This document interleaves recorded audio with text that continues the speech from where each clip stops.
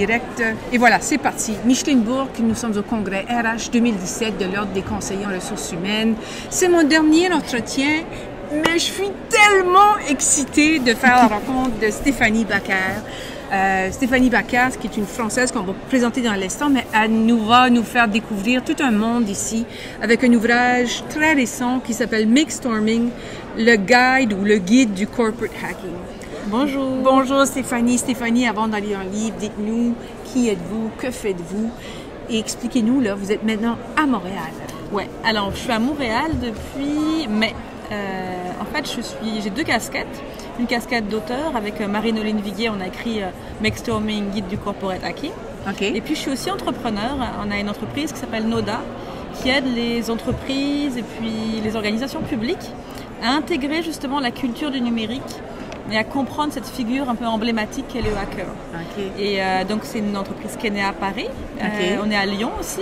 Okay. Et puis depuis 6 mois, on a décidé de s'installer à Montréal pour travailler au Québec, travailler au Canada, travailler aux USA. Et puis Wow. on a nos premiers mandats, ça se passe bien, puis la ville est merveilleuse, les gens sont absolument adorables. Ah, ben, ça fait plaisir à entendre. Puis ça fait plaisir à entendre aussi que vous avez le courage, l'audace de voir grand. Donc bravo à vous. Est-ce que justement ça va aussi dans le sens de rencontrer un besoin qui est urgent?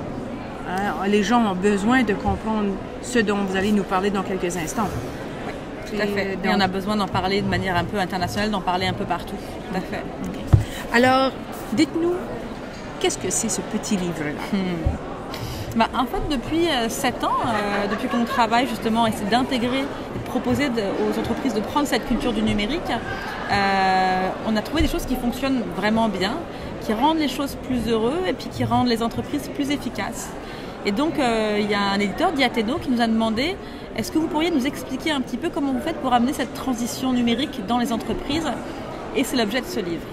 Okay. Moi, si je reviens un peu sur mon histoire, j'ai fait des mathématiques. Okay. Je suis ingénieure en technologie de l'information. Okay. Puis j'ai commencé à travailler dans une grande banque. Et puis là, on m'a demandé d'arrêter de penser, on m'a demandé d'exécuter. Et j'étais pas du tout heureuse. Et puis je suis partie et je pensais que j'étais inapte au travail. Et le mot est pas faible. Et choisi. Là. Je pensais que je pourrais jamais travailler, que ce serait pas possible. J'ai pris mon sac à dos et je suis partie voyager pendant 2 ans. Okay. Puis je suis rentrée parce que je me suis cassé la jambe. Okay, bon. Et puis ouais. Et je suis tombée dans le monde du numérique, dans les startups, dans l'open source. Et je me suis rendu compte qu'il y avait plein de manières différentes de travailler.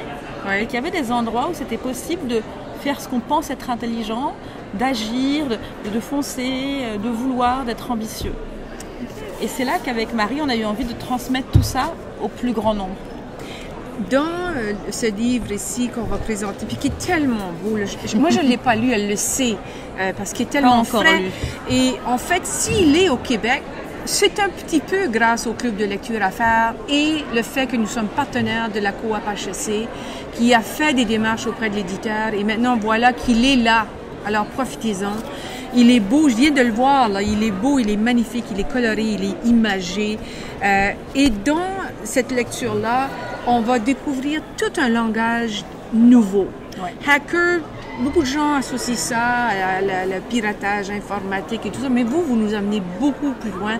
Et parlez-moi du nouveau vocabulaire que vous allez inciter vos clients, les entreprises à mieux comprendre, puis on va décrire après Make Storming. Alors déjà, il y a beaucoup de mots anglais, et je m'en excuse pour le public québécois. C'est que ces mots, ils sont nés en fait pour beaucoup aux USA. Le hacking, il est né en fait dans les années 70. Quand Internet a commencé à naître, Internet était libre et puis il appartenait à tout le monde pouvait le modifier. Et puis il y a un moment, il y a des entreprises qui ont décidé qu'ils allaient fermer, qu'ils allaient un peu s'accaparer Internet.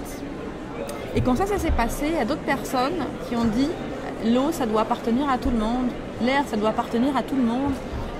Et Internet, ça doit aussi appartenir à tout le monde. Et c'est les hackers, justement, qui ont commencé à se dire, on va développer ce qu'on appelle aujourd'hui l'open source, c'est-à-dire des choses qui sont des ressources communes à tout le monde. Et puis, on ne va pas se laisser enfermer dans des systèmes. Donc, le hacker, depuis le début, c'est quelqu'un qui œuvre pour l'intérêt général, qui œuvre avec une communauté. On a parfois l'image d'un hacker un peu quelqu'un qui est un peu dans sa chambre, un peu sombre, qui veut faire du mal, le hacker, il peut exister qu'avec les autres.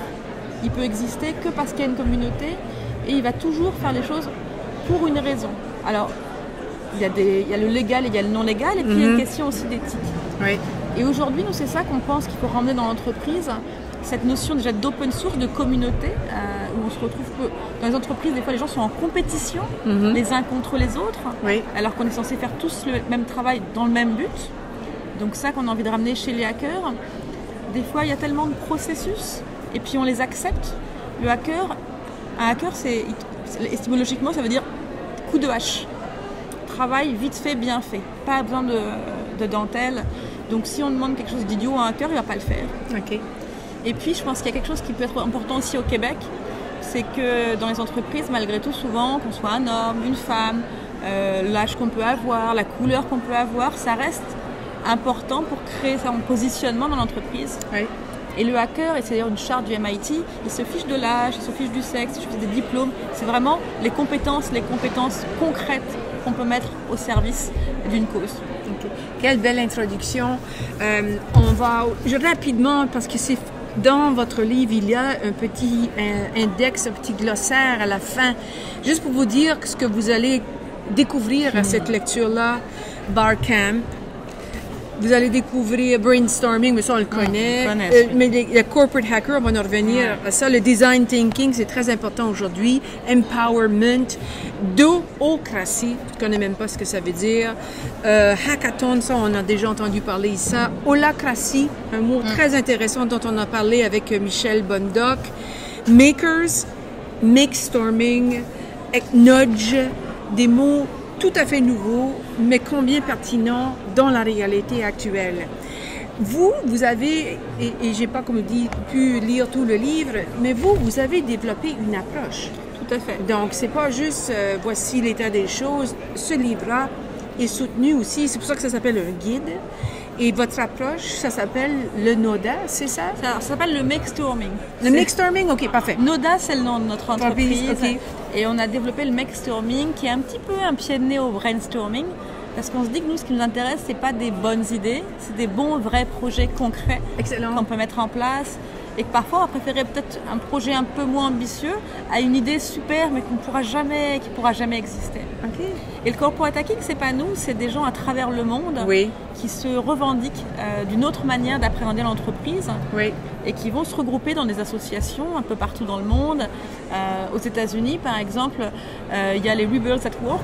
Et moi, j'aime bien l'histoire parce que, en fait, c'est une association qui est née lors d'une conférence où il y avait l'ancienne directrice générale adjointe de la CIA qui parlait et qui racontait que dans la CIA, ils avaient monté un groupe informel pour justement faire des choses qui n'étaient pas autorisées, mais pour les faire mieux. Okay. Et ils ont notamment monté un projet qui s'appelle Intellipedia, un peu inspiré de Wikipédia. Et qui non seulement a finalement été accepté, mais il y a eu un prix, une médaille pour service rendu à la nation, finalement. Comme quoi le corporate hacking, au départ, on peut être un peu rebelle pour le bien des choses, et puis finalement, ça peut être aussi accepté, parce que souvent, quand on fait les choses, finalement, elles arrivent. Excellent. Donc, make-storming, c'est vous qui avez inventé le mot. Ça consiste en quoi? Votre approche, ça consiste en quoi? Alors, on va dire... rapidement, sans révéler des secrets. Oh, je la connais, Sandrine! Le make-storming, on va dire que c'est un condensé. On a pris ce qu'on trouvait le plus intéressant dans le design thinking, ce process de conception. Oui. Dans le lean startup, où on a cette idée de se dire que en fait, on ne va pas avancer par certitude, on va avancer par hypothèse. On va dire, c'est possible que ce soit ça, donc comment je crée un test qui va me permettre de confirmer ou d'infirmer mon hypothèse. Et puis le mot maker, c'est les makers, c'est les gens qui font. On est vraiment dans la collaboration, le travail d'équipe. Et puis dans le concret, on y va. Est-ce que, donc maintenant vous arrivez au Québec, vous arrivez ici avec l'espoir d'offrir ce service-là? Bien sûr, oui. Votre livre va vous servir dans ce sens-là aussi de présenter votre démarche, votre façon de fonctionner. Est-ce qu'il y a d'autres choses qu'on voudrait ajouter du côté de... Je me sens mal parce que je n'ai pas pu lire le livre complètement, là, mais qu'est-ce qu'on peut ajouter du livre que j'ai peut-être pas déjà mentionné, qui vaudrait la peine de mentionner aux auditeurs? Il est très pratique, c'est-à-dire qu'on nous dit souvent qu'il va un peu avec le livre de Frédéric Laloux, dans le sens dont je suis vraiment fan, que j'adore, qui est très très intéressant. Et puis c'est comment on met tout ça en place concrètement. Donc on a une petite partie de contexte, mais qu'on a voulu vraiment exprès pas trop importante, parce qu'il y a plein de livres, donc celui de Frédéric, qui le font très bien. Et puis derrière, c'est de la pratique. Comment je le mets en place? Qu'est-ce que je dois changer à l'intérieur de moi? Qu'est-ce que je peux commencer à faire concrètement dans mon entreprise? Sachant que le corporate hacking, c'est pas forcément toujours très gros. Ça peut être des petites choses, ça peut être hacker des réunions, ça peut être changer de posture. Et voilà, mais en tout cas, on voulait donner les clés. Et on l'a écrit pas forcément pour les dirigeants, même si finalement aujourd'hui ils nous disent qu'ils aiment beaucoup, mais à la base pour les collaborateurs, pour que tout le monde puisse reprendre en main finalement la transition de son entreprise. Excellent. Écoutez, nous on vous souhaite un bon succès avec ça au Québec et là où vous voudrez le faire rayonner. En passant, le livre fait également partie de la programmation du Sommet du livre à faire. C'est moi qui vais faire l'entrevue, mais croyez-moi, je vais être prête. C'est juste que j'avais pas le livre et le temps au moment où je l'ai reçu pour le lire. Donc, félicitations, bienvenue au Québec. Et j'ai vraiment, les quelques pages que j'ai lues, j'ai apprécié l'écriture, j'ai apprécié la mise en contexte. Vous préparez la table avant d'arriver vraiment aux stratégies, au contenu qui mène vers cette transformation-là. J'ai-tu bien dit ça? Très, très bien dit. On ne peut pas mieux dire. Excellent. Alors, bon succès, puis au plaisir de se revoir très bientôt. Plaisir. Merci beaucoup. Merci à vous.